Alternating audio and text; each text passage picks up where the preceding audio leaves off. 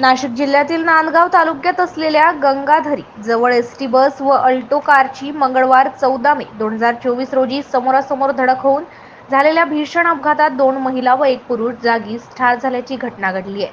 या भीषण अपघातात शुभम संतोष अलावडे वय 25 वर्ष, वंदना संतोष अलावडे वय 45 हे दोघे राहणार शिंदे पळशी, तर कल्याणी मनोज शिंदे वय वर्ष 22 राहणार महाड सांगवी हे दुर्दैवी घटनेत मृत्युमुखी पडले असून या अपघातात एक 2 वर्षीय बालक देखील गंभीर जखमी झाले आहे।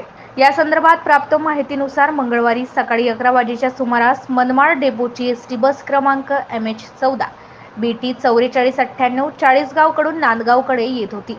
त्याचवेळी विरुद्ध दिशेने अल्टो कार क्रमांक MH15 CD 2057 ही चाळीसगावकडे जात असताना गंगाधरी जवळ या दोन्ही वाहनांची समोरासमोर धडक झाल्याने भीषण अपघात झाला।